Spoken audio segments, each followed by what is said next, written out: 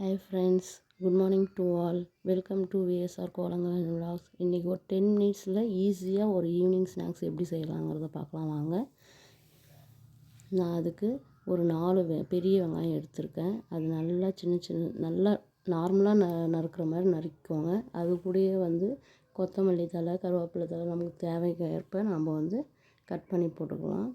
Onion bajji தான் செய்ய போகிறோம். ரொம்ப ஈஸி. வீட்டில் இருக்க பொருளை வச்சு நம்ம டக்குன்னு செஞ்சிடலாம். அந்த ஆனியன் கூட நம்ம கட் பண்ணி வச்ச கொத்தமல்லி தழை, கருவேப்பிலை தழை எல்லாமே மிக்ஸ் பண்ணிக்கோங்க. ஒரு 3 பிஞ்ச் அளவுக்கு சால்ட்டு யூஸ் பண்ணிக்கோங்க. அரை டீஸ்பூன் மிளகாய் தூள் ஆட் பண்ணியிருக்கேன். கடலை மாவு, அப்புறம் அரிசி மாவு, இவ்வளோ தான். வேறு எதுவுமே அதில் ஆட் பண்ணல. சும்மா லைட்டாக தண்ணி தெளித்து பிசைஞ்சிக்கோங்க போதும். ஏன்னா ஆனியனில் இருக்கிற தண்ணியை நமக்கு அது நல்லா பைண்ட் பண்ணுறதுக்கு ஈஸியாக இருக்கும்.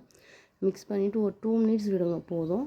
அதுக்கப்புறம் ஆயில் தேவையான அளவு நம்ம ஊற்றிட்டு அதுலேயே பாருங்கள், இப்படி சின்னதாக எடுத்து தட்டி போட்டு ஈஸியாக 10 மினிட்ஸில் குயிக்காக செஞ்சிடலாம் இந்த ஆனியன் பஜ்ஜி. ரொம்ப நல்லாயிருக்கும்.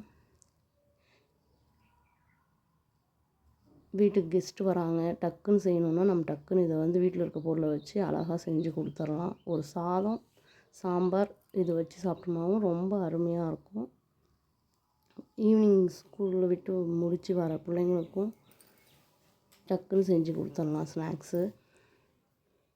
ரொம்ப டேஸ்ட்டாக இருக்கும். ட்ரை பண்ணி பாருங்கள். அப்படியே நம்ம சேனலுக்கு கொஞ்சம் சப்போர்ட் பண்ணுங்கள். லைக் பண்ணுங்கள், ஷேர் பண்ணுங்கள், கமெண்ட் பண்ணுங்கள். இந்த வீடியோ உங்களுக்கு பிடிச்சிருக்குதுன்னா உங்கள் ஃப்ரெண்ட்ஸுக்கும் ஷேர் பண்ணுங்கள். ஃப்ரெண்ட்ஸ், என் சேனலுக்கு அப்படியே சப்போர்ட் பண்ணுங்கள்.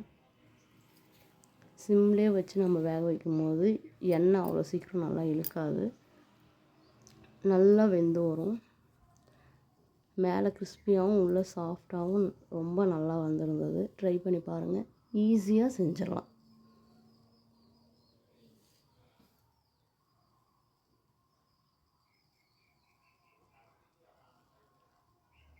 நம்ம சேனலுக்கு சப்போர்ட் பண்ணுங்கள்.